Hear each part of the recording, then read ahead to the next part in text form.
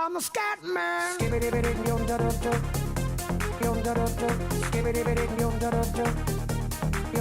I'm a scat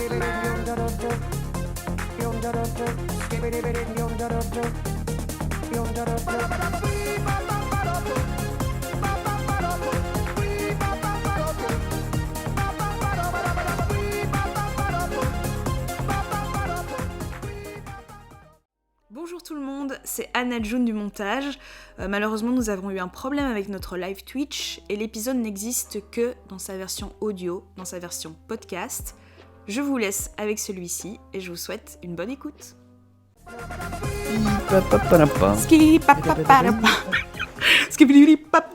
Bonjour, bonsoir et bienvenue dans La Comtesse et le Cactus. Nous allons débriefer ensemble l'épisode 4 de Game of Thrones Sheol. Alors un épisode qui nous confirme que l'on peut être alignement bon et nous offrir malgré tout du chaos. Un épisode qui rassure un peu toutes nos inquiétudes. On a eu un coffre avec du loot, un marchand un peu filou, une baston dans une taverne, un concours, une soirée chaotique. Ça y est les amis, on y est. Nous sommes dans Game of Thrones. C'est bon, on a retrouvé le chemin de la maison. Je suis Anna June Barker et je suis avec le merveilleux DJ Cactus. Coucou Flavien, comment tu vas ? Tes introductions sont vraiment incroyables, parce que t'as tout dit déjà en fait. Y a pas besoin de faire... c'est exactement ce que tu viens de dire, j'avais dit 2-3 épisodes et puis ça va se démarrer, et puis là voilà on y est, hein. 4ème, et c'est exactement ça. Je dirais même, je vais le dire, le MVP pour moi de cet épisode c'est l'âme. Ah mais 100%, il a été incroyable. 100%. Incroyable. Il a carry de fou, et puis on lui doit plusieurs grands moments Game of Thronesque de cet épisode. Il a fait que des bons moves. Mais donc du coup, je comprends que tu as aimé cet épisode, mon cher Cactus. Ouais, j'ai adoré. C'est mon épisode préféré de la saison pour le moment. J'espère qu'il y en aura d'autres qui seront encore meilleurs. Je suis sûr que d'autres seront encore meilleurs. Mais oui, pour l'instant, c'est celui que j'ai préféré. Donc je suis très content, ça va dans le bon sens. Donc, ah ouais, on s'est bien amusé. Hein. Quand il y a vraiment tous les éléments de la recette qui font qu'on aime cette émission, c'est le kiff. Parce qu'il n'y a pas eu que du chaos et du n'importe quoi, il y a eu aussi cette liberté d'être dans une ville où tu peux faire les choses dans l'ordre que tu as envie de le faire, que moi j'aime beaucoup. Et puis il y a eu ce lore disséminé de manière parcimonieuse. C'est vrai que si tu regardes le grand schmilblick de cet épisode, ils n'ont pas fait beaucoup de choses, mais pour moi ça confirme que le fait qu'ils ont l'occasion de prendre leur temps, ça permet de créer des épisodes comme cela. Donc cet épisode, c'est vraiment la confirmation que le financement participatif fonctionne. Et en parlant de ça, cet épisode confirme aussi la réussite de la mécanique de sort qui apporte justement énormément de chaos dans les épisodes. Ça fonctionne du tonnerre, parce que entre l'arbalète qui fait du scat, on en reparlera, et l'inversion qui va faire perdre Lydia le lit douillet, c'est vraiment du petit lait. C'est des scènes qui ont été créées par ces sorts et qui fonctionnent à fond, quoi. Ouais, c'est ma scène préférée, justement. Ouais. Non, okay. C'est exactement parfait. Et en fait, j'ai l'impression de retrouver un peu le Game of Thrones, ce rythme, justement, comme tu dis, ils sont dans une ville, et puis ils vont y rester plusieurs jours dans cette ville, et il n'y a pas trop cette obligation de se dépêcher. Il n'y a pas eu Fibre, je crois pas qu'il ait dit à aucun moment dans l'épisode, allez, on avance. Ouais, pas du tout, ouais, c'est clair. Et ça fait plaisir, ça fait du bien, et vraiment, ce sentiment de liberté. Oh là là, vraiment, un des trucs que j'ai vraiment adoré, c'est sur la fin. En fait, toute la fin de l'épisode est incroyable. Ouais, je suis d'accord. C'est vraiment ce moment où, en gros, chacun et chacune va décider de moi je vais plutôt rentrer me coucher, et puis les autres sont genre on va aller faire un tour au bar, on voit ce qui se passe, et il se passe des dingueries, et l'âme fait du lame d'ailleurs là-dessus. D'ailleurs, Daz le dit. On a du Lamua dans le texte, il a dit. Ah ouais, il dit ça. On retrouve un peu du Nicolas de la saison 1. Ah, on retrouve tellement Nicolas. C'était vraiment... tellement des Nicolas moves. Énorme. Pour moi, il y a 2 scènes d'anthologie chaotique dans cet épisode.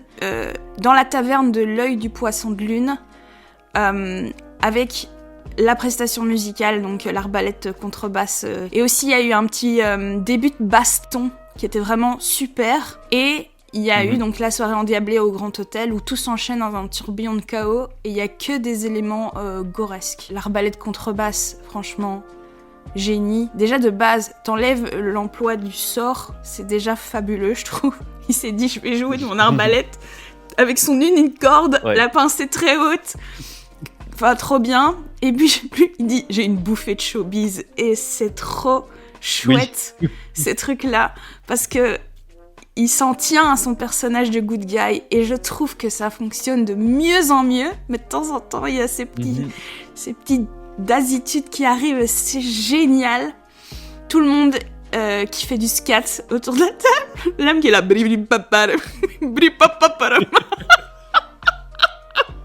Fibre, il est hilar. Ah oui, du scat, je m'y attendais pas. Je m'attendais pas à ça, oui. Incroyable. Et puis, juste après, il y a des marins, je crois, qui viennent les embrouiller. Et il dit, au début, il est en mode, il veut tempérer le truc. Et le marin pousse Milan. Et il dit, ok. Mais c'est un ok nouveau trait papa ours. Ouais. Et commence une baston à la film de western. Film fait référence à Bud Spencer et Terence Hill. Moi, j'ai grandi avec ces films-là parce que en plus, je suis italienne, donc c'est des acteurs italiens. Et ça marche trop bien. Et la petite touche finale avec Savroche qui fait un coup de pression avec les flammes. Enfin, l'enchaînement est génial. Il y a un fan art de Vic Tortue Génial qui a été posté sur le Discord où t'as un Savroche qui a des flammes dans les mains et qui dit « Vous voulez voir ce que c'est de la magie, bande de gueux ?» Et ça marche trop bien ce fan art parce que c'est un Savroche un peu crasseux, un peu moche. Ouais. Et je trouve que c'est une super imagerie de ce personnage et de cette scène et je le trouve de plus en plus chouette, j'adore quoi. Ouais, bah tous et toutes en fait, ils arrivent à de plus en plus embrasser leur personnage, j'ai envie de dire. C'est ça. Et je trouve ça intéressant aussi de voir que de plus en plus, par exemple, à plusieurs moments, ils se disent on pourrait peut-être faire d'étal mental et tout, et il y a MV Savroche qui est en mode vas-y, si tu vas, je te suis et tout, et il y a vraiment de plus en plus, même par rapport à l'âme qui a utilisé plusieurs fois ses pouvoirs, et ben je l'ai noté là, j'ai adoré l'utilisation de ses pouvoirs. 99% de travail, 1% de chance là, qui d'habitude dans le premier épisode avait été quand même assez intense parce que c'était Daz qui avait surtout pris des trucs dans la gueule. Ouais. Et là c'est intéressant parce qu'on est dans une plus grosse ville, il y a plein de gens et du coup il y a des gens autour d'eux qui prennent des conséquences. Et au final, en fait globalement, l'âme, pourquoi je le trouve MVP là-dedans, c'est que il a tellement incarné son personnage d'être en mode le gars est chanceux de fou, il tente tout et tout fonctionne. Genre c'est ça le pire, c'est que les dés sont avec lui, la chance est avec lui, il s'adapte aux situations qui se passent, il fonce, il est en mode yes life, et ça marche, tout marche. Et c'est incroyable, même quand le 99% de travail, 1% de chance, là, quand ça arrive, ben même là, il se passe des choses, et derrière, ça tourne en leur faveur. Le coup de l'arête qui est coincé, et Daz derrière fait un 0-6, enfin, c'est incroyable, tout est incroyable, quoi. Trop bien, j'ai adoré l'épisode, vraiment. Tu sais, il a son petit champ lexical du c'est pas de la chance, c'est du travail et tout, c'est de la méritocratie. Alors que nous, viewers, on sait que tout son personnage est buildé autour du fait qu'il est chanceux, mais lui, en tant que personne, il est dans le déni total par rapport à ça, enfin, en tant que personnage. Et il joue de ça et ça fonctionne vraiment trop bien. Exactement, et en plus, il y a des trucs qui se passent constamment, du genre... le moment où il y a le gars encapuchonné et tout machin. Oui, c'est incroyable ça. Daz qui dit mais pourquoi vous êtes comme ça, et puis Fib qui répond tellement bien en disant regardez, pourtant aujourd'hui il y a combien de personnes dans cette taverne et vous êtes pourtant venus vers moi parce que justement j'étais mon personnage, etc. machin. Et il y a l'âme derrière qui est genre oh oui, personal branding on point, il est parfait, etc. Et en fait, tout est génial, quoi. Fibre, il dit, vous voyez que ça marche, le marketing. Ouais, c'est ça. Et c'est trop bien. Ouais, puis en plus, il retrouve encore un peu il aime bien ces archétypes de personnages un peu naïfs qui fonce et qui se pose pas trop de questions. La naïveté, je trouve qu'il la joue énormément. Et c'est ça en fait, c'est que je trouve que Matin n'est pas un mauvais bougre en fait, c'est ça le pire. Tout C'est à fait. que il suit le moment où il y a la vieille riche qui lui dit de porter ses affaires et tout.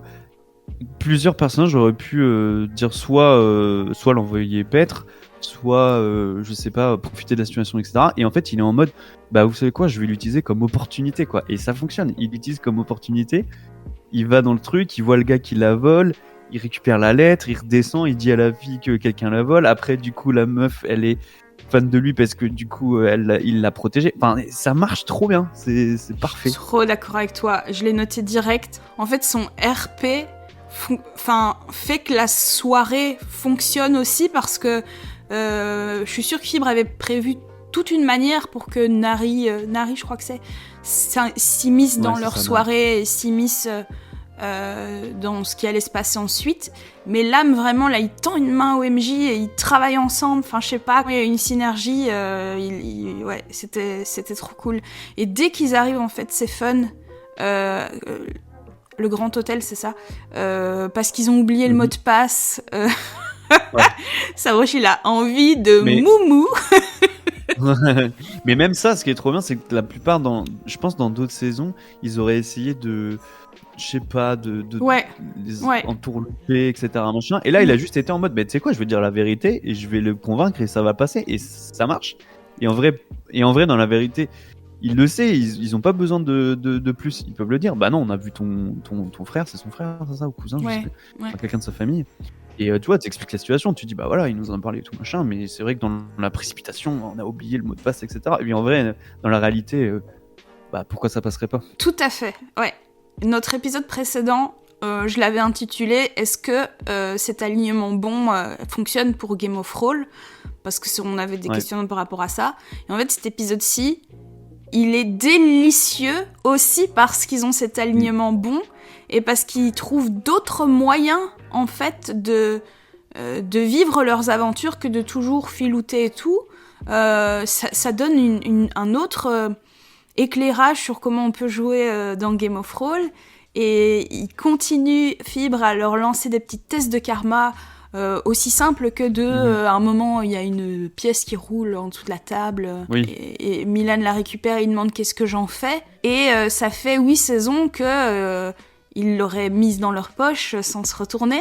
Et cette fois-ci, ils sont en mode non et tout. Et je trouve que ça fonctionne aussi parce que les jets de dés sont de leur côté la majorité du temps. Et quand ils le sont pas, c'est pas des trucs trop graves, c'est même des trucs marrants qui donnent du chaos positif très drôle. Donc il y a une sorte de flow dans cet épisode qui fait que être bon ça fonctionne, ça donne des choses marrantes malgré tout, enfin c'est trop cool. D'ailleurs le sort là de la laine fraîche là, j'ai oublié le nom mais c'était vraiment du pur chaos, même Fibre l'a dit, c'est vraiment un sort qui n'a pas vraiment d'intérêt à part à créer un peu de random autour de la table et donc ils font une sorte de petit concours pour qui obtiendra le meilleur lit. Non seulement ils décident de pas faire un jet normal et de dire c'est celui qui se rapproche de 77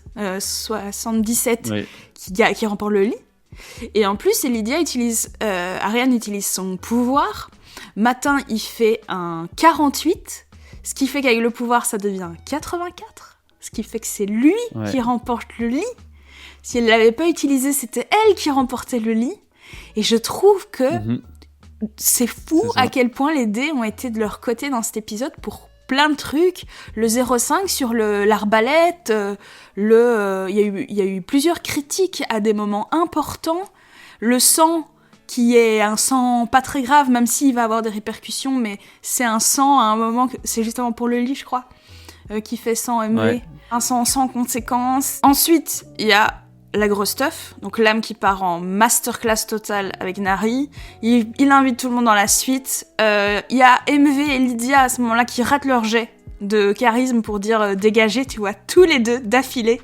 Je sais plus c'est les chiffres exacts, mais c'est 87 puis 84. l'un à la suite de l'autre, ils sont là, oh non, machin. MV qui dans un sursaut pense à faire la cérémonie du passage de la pièce. Moi, j'ai trouvé ça hyper Oui, drôle. c'est vrai. Enfin bref, il y a une bonne ambiance, quoi. Trop bien. Non, mais toute la fin de l'épisode est juste géniale. Genre, tout s'enchaîne tellement bien. Ouais, c'est trop bien. J'ai vraiment passé un super moment. Donc, ouais, ça fait du bien. Ça fait vraiment du bien. Kibilibili papa. Voilà ce que j'ai envie de te dire.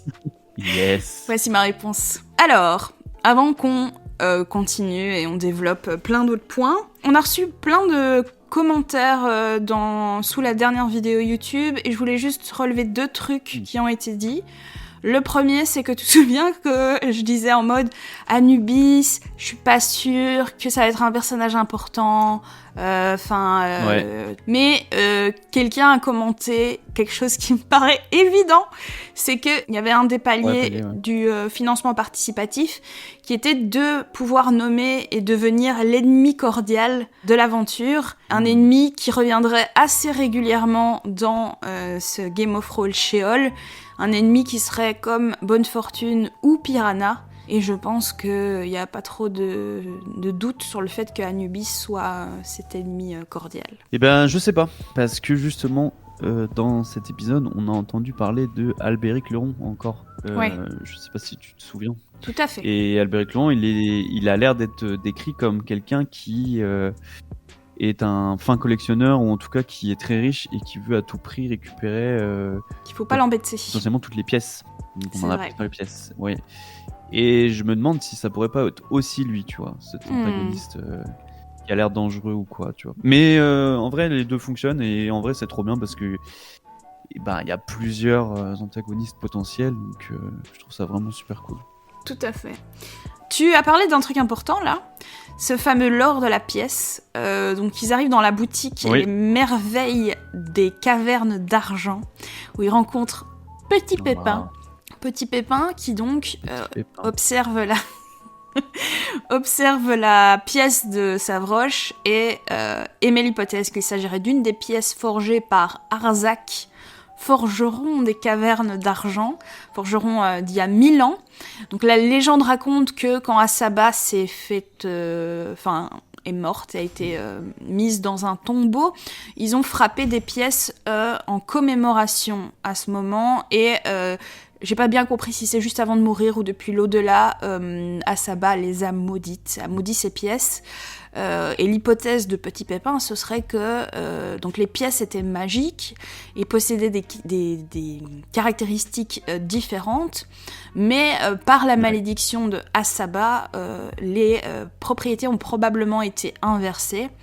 Et il émet l'hypothèse qui, nous savons que ça se valide, que ça serait la pièce de la vie, et que donc elle serait aujourd'hui devenue la pièce de la mort, capable de potentiellement tuer. De la mort. De la mort. Je dirais Fibre à chaque fois. De la mort. Ah oui, c'est vrai, on l'avait beaucoup analysé dans Hola mon brave, il aime mettre de l'emphase sur la mort. La mort. Oh punaise. J'adore. Donc, il recommande à Savroche de partir à la rencontre de 2 personnages qui posséderaient déjà des pièces, un certain Sirius Mingus, dont on n'a pas encore entendu parler, qui se trouvera à Miragon, et comme tu dis, l'autre personne qui a été mentionnée, c'est ce fameux Albéric Luran. Te souviens-tu où on en a déjà entendu parler ? Oui, tout à fait, dans le cahier. C'était le premier possesseur du cahier qui était la possession d'Anubis quand ils l'ont récupéré dans la caverne. Si je ne m'abuse. Ouais. Il en a rédigé même des grosses parties, me semble-t-il. Dans un code, si je me souviens bien, que pour l'instant, Savroche n'a pas encore pris le temps de tenter de déchiffrer. Ou bien il n'y est pas arrivé, je ne sais plus. Voilà, donc des choses très intéressantes. J'ai beaucoup aimé moi ce petit lore. Il y a un petit côté attrapez-les tous avec potentiellement une sous-quête, de récupérer ces pièces.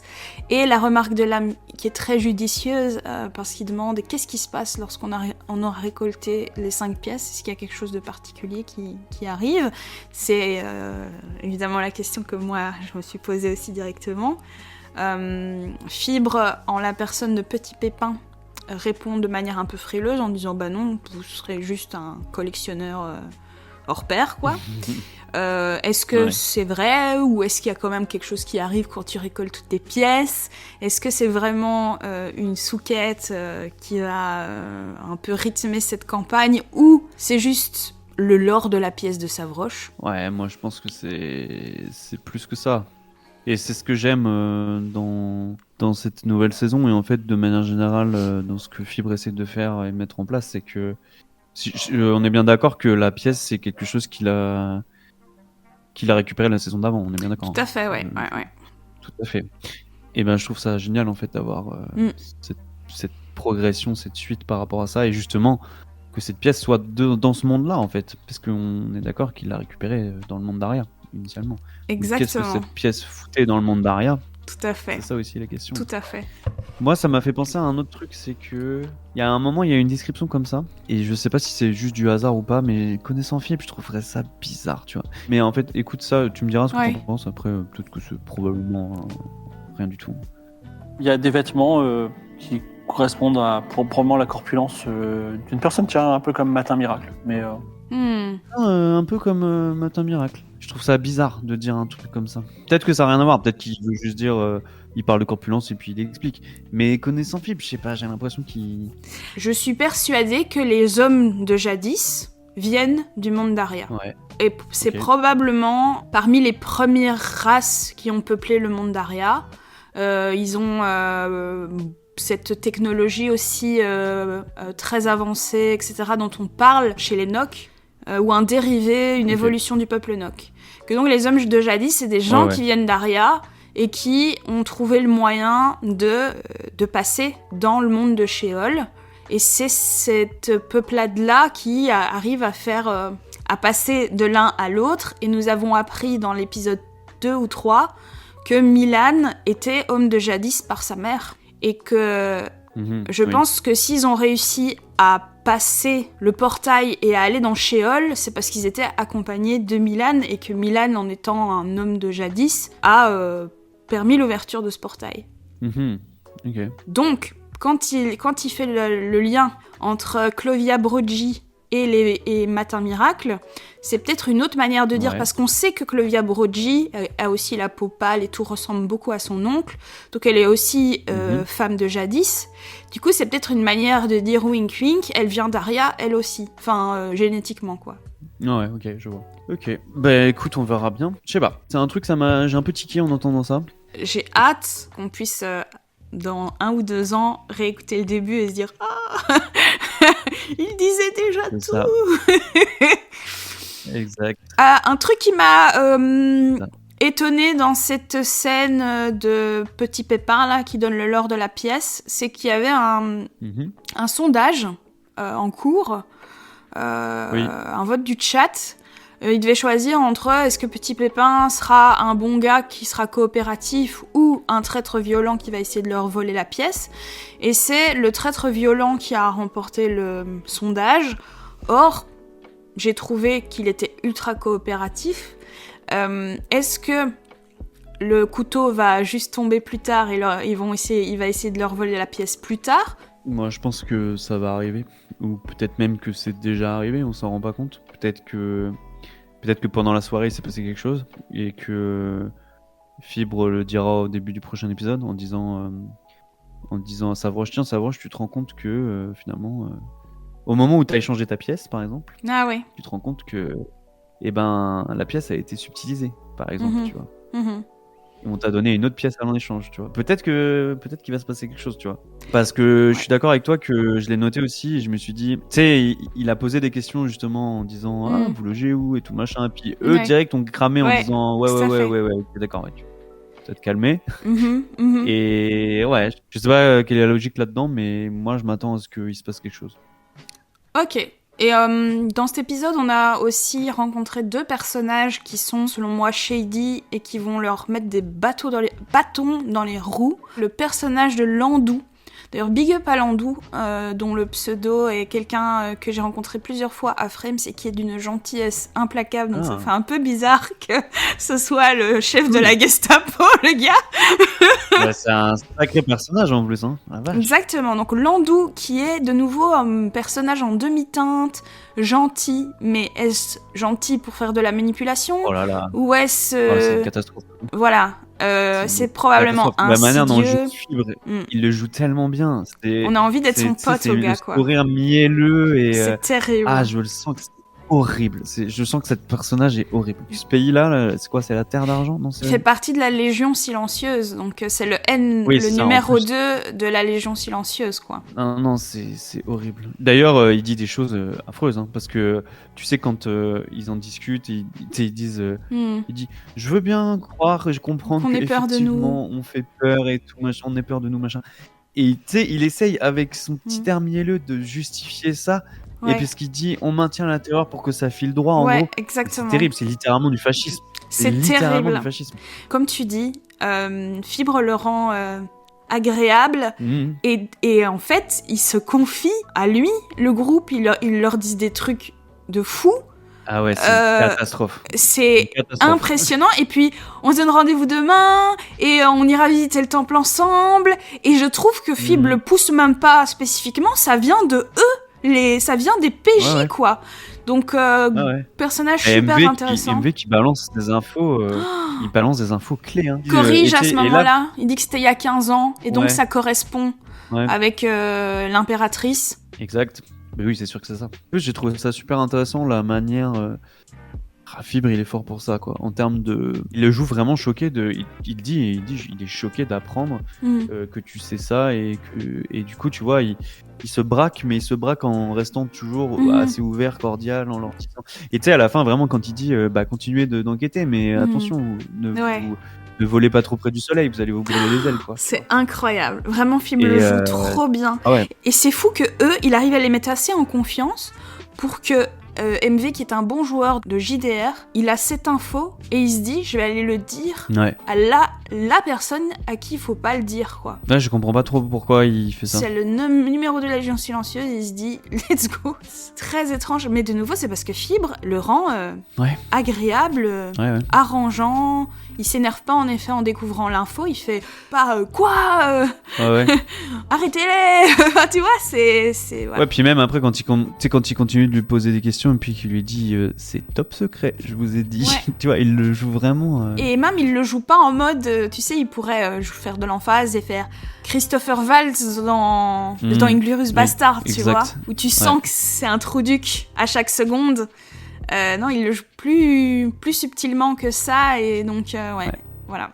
Donc, il y a Landou, et puis il y a aussi la question du personnage d'Ectolitre, qui est cette personne qui organise le tirage au sort, la loterie. Oui. Et sur un bon jet réussi, Fibre, il leur dit, en gros, qu'ils possèdent un lore important. Est-ce que les lots sont des pièges ? Moi, je pense que ça pue le piège, hein, cette histoire de lots, en plus avec le fait que c'est le personnage de l'âme qui chope tous les lots. Est-ce qu'il marche droit dans une embuscade ? Est-ce qu'il fait partie d'un ordre dont on ne connaît pas encore les tenants, les aboutissants ? C'est une bonne idée. C'est vrai que je me t'ai demandé ce que c'était et à quel point c'était important ou pas. C'est vrai que tu pourrais te dire que il fasse partie d'une entité quelconque. Parce que ce qui est intéressant, c'est qu'il ment pas, tu vois. Donc, je pense pas que le gars est forcément... Je pense pas qu'il y a quoi que ce soit qui soit pipé de son côté par rapport au fait que les chiffres sortent tout le temps. Donc, je sais pas, il y a un truc, le destin est forcé, qu'il les force il y a une notion de destin, je pense, effectivement, pour les pousser à... Moi, j'appelle ça plutôt du scénarium. Mais je pense que, effectivement, c'est fait pour les amener dans ce chemin-là. La croisière, puis ensuite accéder aux différents endroits des lots. C'est très intéressant ce que tu viens de dire. T'as raison de souligner le fait que il dit bien, Fibre, qu'il est pas malveillant, qu'il est pas occupé de leur mentir ou quoi, mais il dit, ce gars-là, il a une histoire intéressante, il y a quelque chose derrière d'intéressant. Ça. J'avais tout un truc sur le parallèle possible entre les pièces maudites et les pièces d'argent données à Jésus par Judas et tout un truc parce que... Oh waouh. Ouais. Parce qu'il y a des gens qui recherchent... Parce que Jésus a potentiellement été une figure, au-delà de la croyance, a potentiellement été une figure historique. Mhm. Et donc ces pièces existeraient dans la vraie vie, ce seraient potentiellement des pièces maudites parce qu'elles sont elles incarnent la trahison. Bon, je vais pas... Waouh. Je vais pas aller plus loin. La pièce de Charon pour le passage au cimetière entre les mondes. Enfin, j'avais tout un truc sur les pièces. Ce sera pour une autre fois. Il y a beaucoup de choses à dire. Ouais. Je fais vite, rapide le point lore parce qu'il y a eu beaucoup de lore parce qu'on a eu plusieurs fois des... Donc il y a eu l'inscription sur la statue de Romain et Romane qui est pleine de choses inattendues, je trouve. Les bons seigneurs Romain et Romane, injustement oxy par l'étrangère Assaba lors de la révolution d'Arcadia. Ils demeurent depuis entre la vie et la mort, sous la surveillance des princes de Miragone. Notre roi et notre reine ne sont pas morts, longue vie au roi et à la reine. Est-ce qu'il y a un ordre ? De nouveau, moi je vois des ordres secrets partout, mais est-ce qu'il y a une portion de la population qui attend leur retour ? Est-ce que Assaba, la fameuse héroïne des temps passés, est-ce que c'est quelqu'un de bien ? Ou quelqu'un de pas bien ? Est-ce que c'est une tyran qui est venue et qui a voulu devenir la reine de tout et qui a écrasé les peuples et c'est une bonne chose qu'elle a été oxy ? Ou au contraire, elle a été oxy parce que c'était une étrangère et que en fait c'était une héroïne ? Je trouve que ça devient de plus en plus flou cette histoire. Et puis ce truc de ils demeurent entre la vie et la mort, ils reviendront et tout. Qu'est-ce que ça signifie tout ça quoi ? Non, c'est ça, c'est ce que tu dis. Mais justement, c'est trop bien. On avance dans le lore. En fait, il y a un côté qui me fascine, c'est l'histoire, c'est écrit par les vainqueurs notamment. C'est un truc que tu peux voir dans notre histoire réelle aussi. Et du coup, c'est intéressant de voir qui leur a parlé de Assaba en premier, et pourquoi sous cette forme-là. Et en fait, c'est une vision des choses, c'est un point de vue. Donc, est-ce que, comme tu dis, est-ce que le point de vue peut différer ? Est-ce que finalement, cette personne-là est mauvaise ? Est-ce qu'elle est bonne ? Qui est mauvais, qui est bon ? On ne sait pas, parce qu'on ne connaît pas le monde. Et c'est trop bien, parce que ça nous permet on ne sait pas. Donc c'est trop bien, on est dans le flou, donc moi j'adore. Ouais. Ne pas comprendre, c'est trop bien. C'est bête, hein, mais... Non, c'est vrai que c'est bien. C'est trop bien. Et puis, il y a eu un autre gros moment de lore, on va dire, à travers la complainte, enfin la chanson, là, qui a été le slam de Lydia. D'ailleurs, ils sont ingérables autour de la table à ce moment-là. Ouais. Ils sont tous yo. Ouais. Et elle est là, concentrez-vous. C'est très très drôle. Ouais. Je trouve que l'âme fait un assez bon résumé, dans le sens où il dit, bon, on a des géants, on a des titans, on a des hommes de jadis. Où est-ce que les choses se recoupent ? Comment ça se mélange ? Qui est lié à quoi ? Et qu'est-ce qui est lié à notre monde, enfin à Aria ?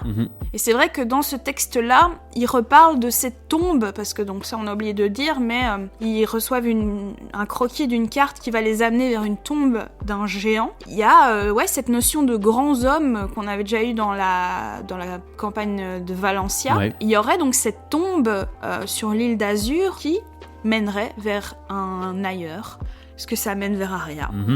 Peut-être. Je vais pas décortiquer maintenant cette chanson, mais elle donne plein de pistes pour analyser la suite du lore, donc je la garderai toujours un petit peu dans un coin de ma tête quand on rencontrera de nouvelles choses. Ouais. D'ailleurs, MV en parlera rapidement au début de l'épisode, mais ils n'ont pas abordé directement l'histoire du latin. Tout à fait. Et tu sens je pense qu'ils ont fait leur recherche, qu'ils savent de quoi ça parle, ou en tout cas MV a dû regarder, sans doute Lydia aussi, mais personne n'en a reparlé en tout cas pour l'instant. Dès le début de l'épisode, MV dit on va reparler du latin, et par 2 moments ensuite, il dit le latin, au fait j'ai une piste, et concours de circonstances, Fibre enchaîne, et donc ils ne vont pas aborder le sujet pendant cet épisode-là. Ils vont continuer à être attentifs à la notion de titan dans la lettre qui a été écrite à Clovia par Kélix de Kellogg's, je crois que c'est elle. Ouais. Il y fait mention aussi qu'elle est partie à la recherche d'un nouveau titan. Donc voilà, je crois que ça, ils l'ont bien intégré. Et ça va faire partie des choses auxquelles ils vont être attentifs pour la suite. Alors, pour le point lore suivant, Ouais. on a reçu un petit vocal d'un auditeur. Ouais. Et on va écouter ce petit vocal qui nous pose une petite question. Bonjour la comtesse et le cactus, grand fan de l'émission. J'étais toutefois étonné que vous ne releviez pas une fourberie de fibres, comme on dit dans le jargon, lors de l'épisode 3 de la nouvelle saison. Au début de l'épisode, lorsque Lydia récupère un petit peu de santé mentale, elle apprend la nouvelle suivante, que ce qu'elle a vu derrière le voile s'appellerait en tout cas par un nom en 3 syllabes commençant par R. Or, 10 minutes plus tard, lorsque le groupe rencontre Alicia, elle évoque un certain roi des Minotaures, il y a 1000 ans sur l'île d'Azur, qui s'appellerait Rex Torak. Or, Rex Torak, pour moi, ça commence par R et ça a 3 syllabes. Est-ce que Fibre serait assez filou pour nous mettre 3 minutes plus tard le nom mystérieux d'un personnage très important du lore? Je pense qu'il en est capable. Et vous? Est-ce qu'il en est capable? Évidemment que oui. C'est ce qu'il adore faire. On en a parlé au début de l'épisode, mais oui, c'est ça. Et oui, bien vu à lui en tout cas, parce que j'avais pas du tout relevé personnellement. Je pense que toi non plus. Non, et il y a une autre personne, désolée, j'ai pas noté ton pseudo, qui nous l'a aussi souligné dans des commentaires YouTube et qui a dit oui, je pense vraiment que c'est Rex Torak. En plus, ça correspond à toutes les descriptions qui ont été faites. Après, je suis pas sûre de cette histoire parce que le prêtre dans lequel elle a sa vision traumatisante, il y a toute une histoire avec un cadre et le dieu par-delà le cadre et le fameux dieu protecteur. Je pense que ce qu'elle a vu dans le miroir, c'est ce fameux dieu protecteur. C'est le dieu de ce Maflak, je crois qu'il s'appelait. C'est de ça dont il a peur, probablement, tout en le vénérant. Est-ce que Rex Torak, roi des Minotaures, le roi qui a bâti l'île d'Azur, serait aussi le dieu protecteur? Est-ce que c'est deux choses complètement différentes? Et ce Maflak, il a été traumatisé par Rex Torak et que c'est possible? Mais moi, je pense pas. Je pense que c'est vraiment le dieu protecteur qu'il y a dans le miroir et que ça commence par un R, il y a 3 syllabes et que c'est juste une coïncidence. Mais voilà, je me trompe probablement parce que ça fonctionne Rex Torak, tu vois. Mais c'est bien, c'est intéressant. Et en tout cas, c'est cool, hein. N'hésitez pas à nous envoyer vos théories comme ça. C'est très agréable de pouvoir en discuter ensemble ensuite. C'est très cool. Et en vrai, on fait ça tellement en schlag. On fait pas des analyses poussées non, et tout. Ça. On est juste deux potes qui kiffont Game of Thrones.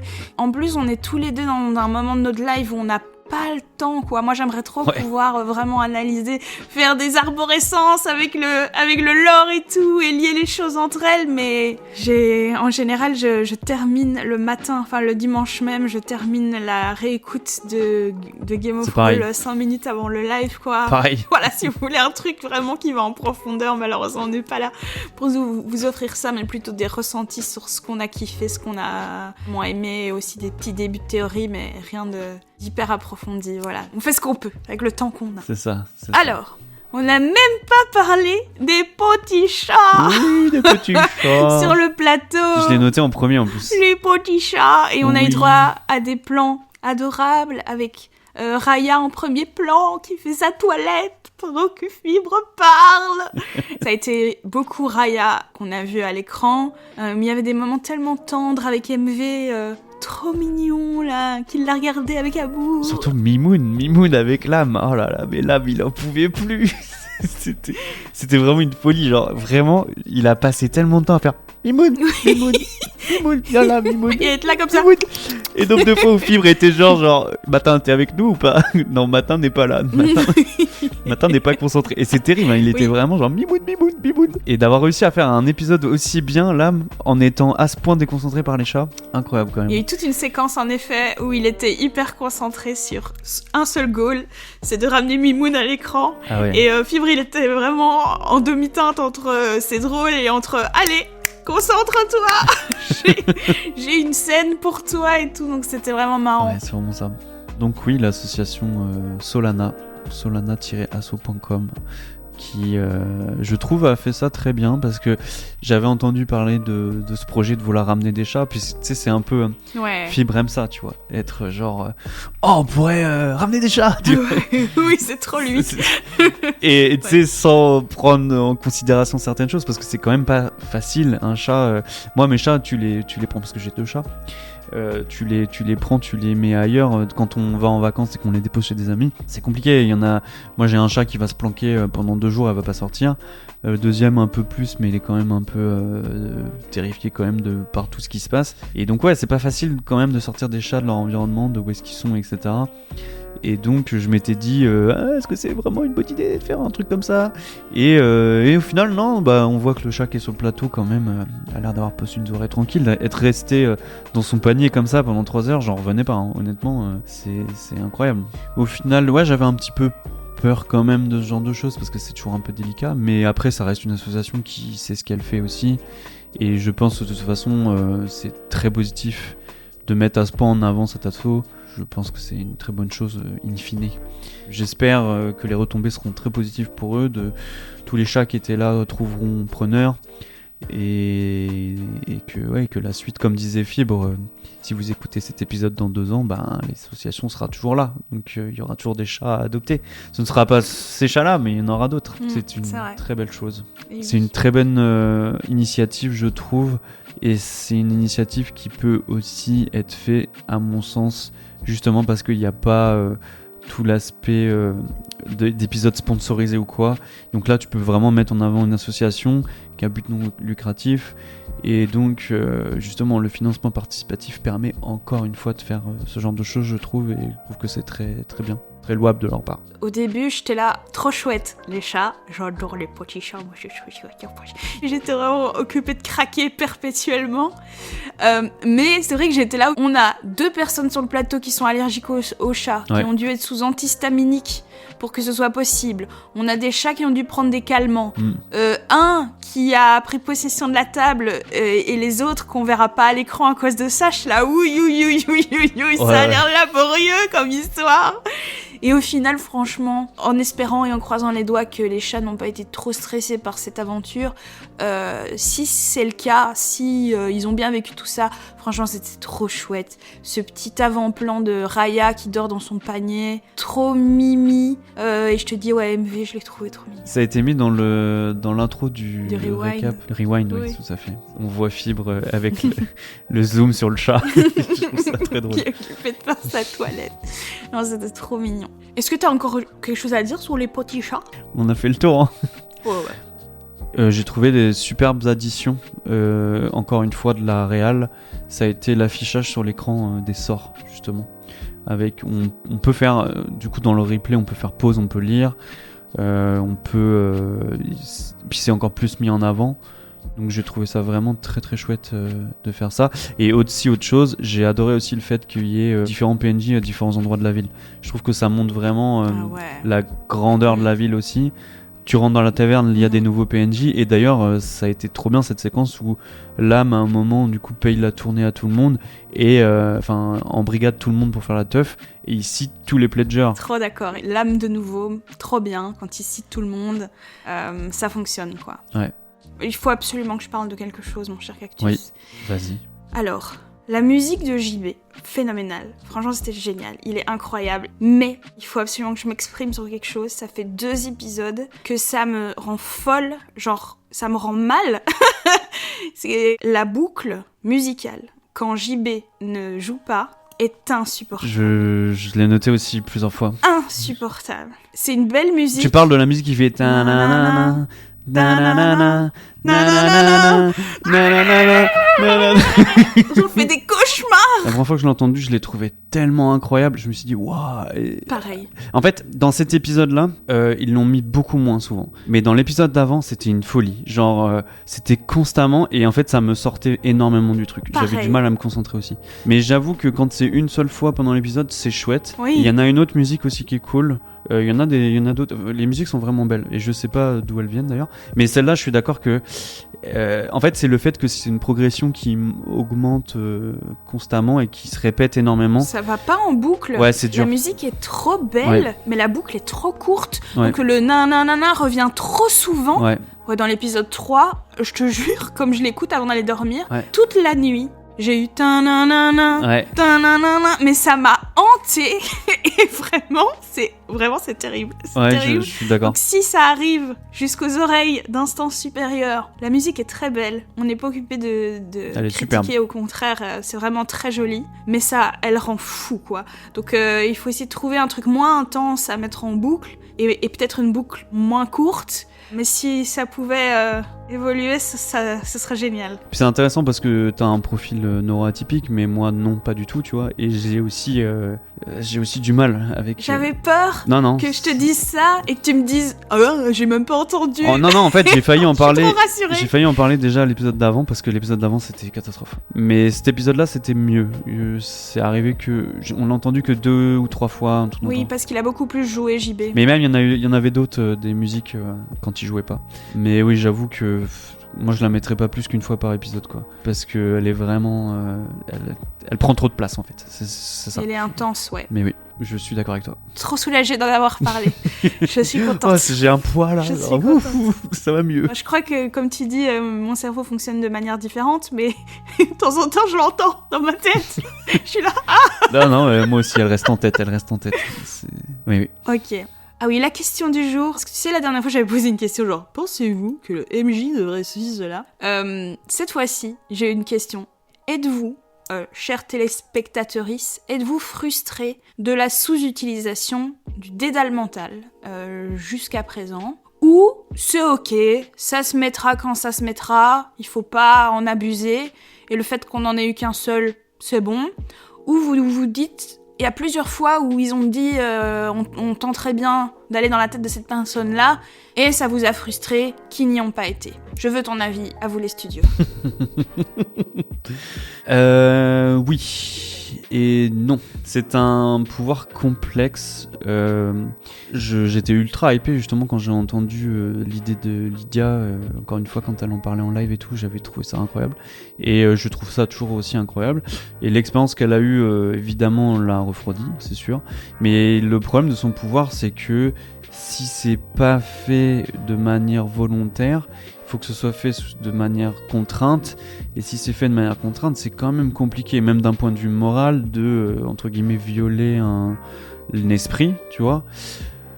Et souvent, si les joueuses veulent entrer dans la tête de quelqu'un, c'est souvent quelqu'un qui est, en tout cas si c'était de manière contrainte, bah, c'est quelqu'un qui est assez nécessairement... mauvais, on va dire. Et donc si c'est quelqu'un d'assez nécessairement mauvais, et ben ça veut dire que c'est potentiellement très dangereux. Donc c'est pas facile. Après tu pourrais utiliser aussi ce pouvoir-là pour aider quelqu'un qui serait pas forcément foncièrement mauvais, et peut-être qu'ils feront ça à un moment donné. Mais ouais, c'est compliqué. Oui, j'aimerais voir ça plus souvent. Je sais pas si c'est possible de le faire vraiment au-delà que... Enfin, de manière consciente et acceptée. Je sais pas si ça va vraiment arriver souvent. Et je sais pas. Je me demandais à quel point la Légion silencieuse avait été ajoutée dans le lore de Fibre aussi tardivement que ça. Parce que justement, Lydia a pensé cette idée-là, tu vois.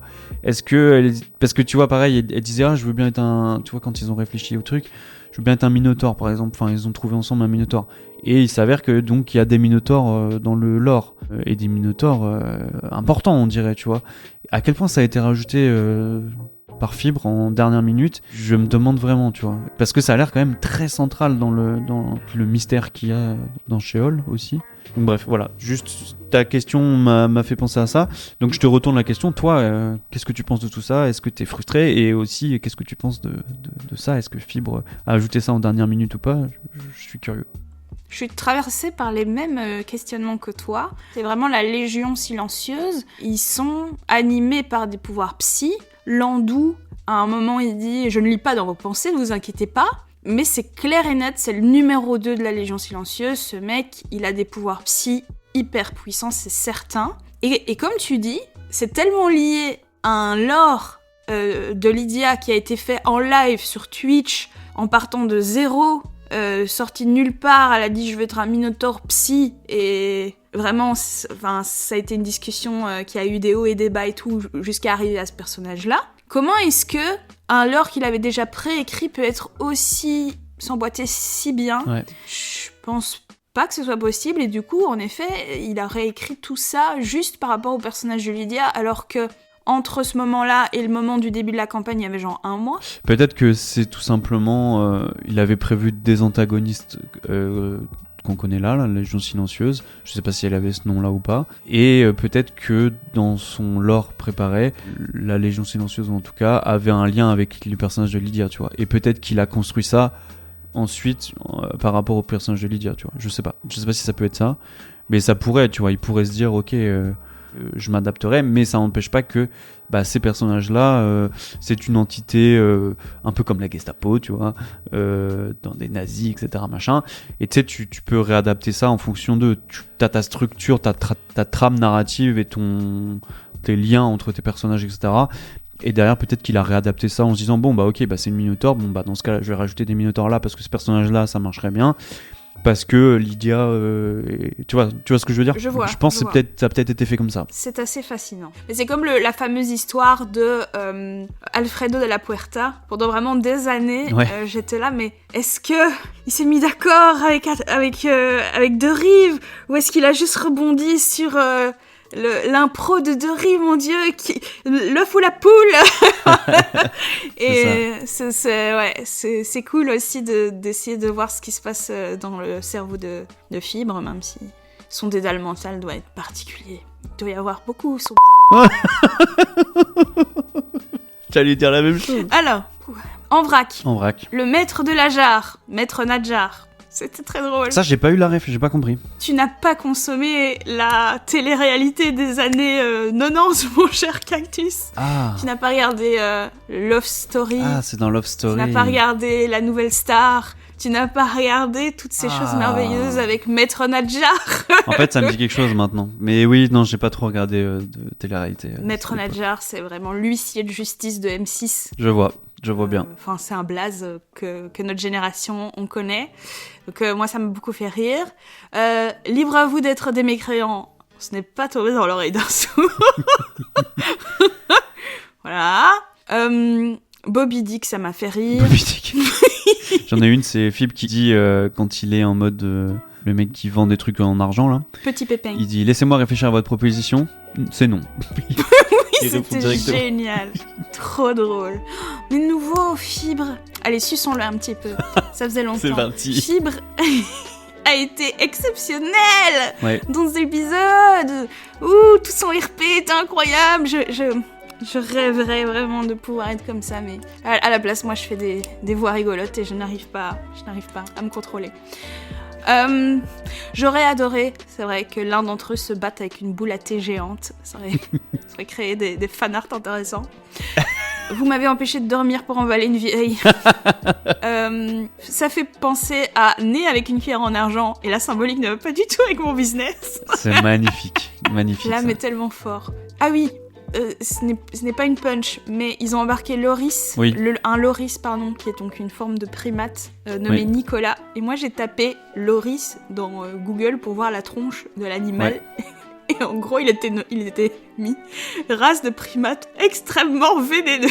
Oui, les gens dans le chat le disaient. Salive vénéneuse. C'est vrai ? Ah bah voilà, donc ça va être un truc, ça c'est sûr. C'est pas mortel pour l'homme, mais c'est très douloureux. D'ailleurs, cette quête c'est pareil, hein, c'est encore très... En fait, tout est très terrifiant dans ce monde, je trouve. Hein, parce que c'est encore une quête... Oui. Le moment où il lui dit, voilà, c'est bon, maintenant on a pactisé avec le sang, et le gars il change complètement de ton, et il est genre en mode, faites attention, les gens avec qui vous avez affaire, c'est des gens dangereux, tu vois, et vous allez vous risquer de mourir, tu vois. Et genre, ok. Ouais. Ah ouais. Ah c'était... Mais t'as trop raison. J'ai pas encore mis le doigt dessus. alors qu'on fait que dire celui-là il est shady, celui-là il est shady et tout. Mais t'as raison, c'est vraiment un monde avec des dangers partout. Ah ouais, vraiment, c'est ça. Vraiment, On a l'impression qu'il y a que des ouais. guildes secrètes, des trucs, des manipulations de l'esprit. En plus, ouais, avec le climat Ouais, c'est ça, on en a parlé la dernière fois, ça nous terrorise là. Ouais, vraiment. On est dans un monde probablement qui fait référence en plus à l'au-delà, à la mort et tout, donc C'est ça. voilà quoi. Et ouais, la confrérie de la belette, des belettes. Il y a des confréries de partout, hein, c'est une folie. Hein.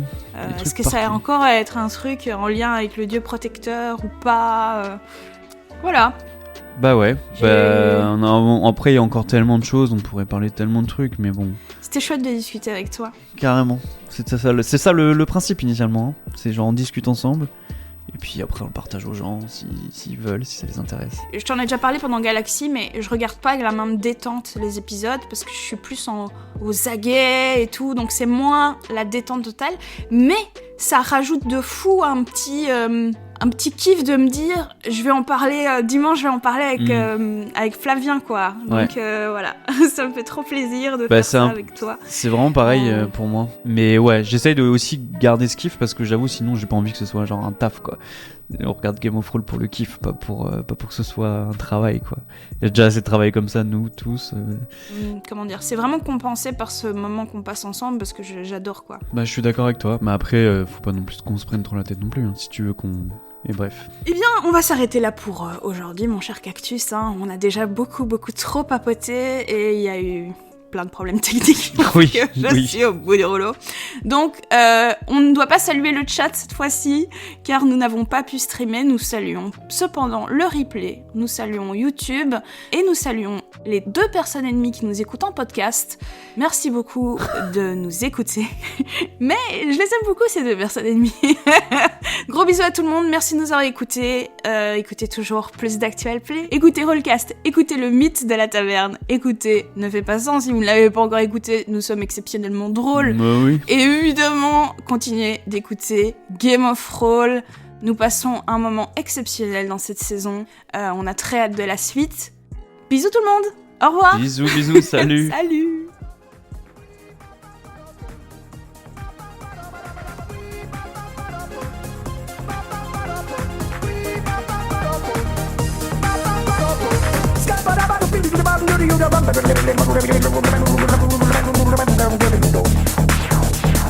Everybody stutters one way or the other, so check out my message to you. As a matter of fact, I don't let nothing hold you back. If the scat man can do it, so can you. Everybody's saying that the scat man stutters but does and never stutter when he sings. But what you don't know, I'm gonna tell you right now that the stutter and the scat is the same thing. You're on the scat man. Envie de me défenestrer.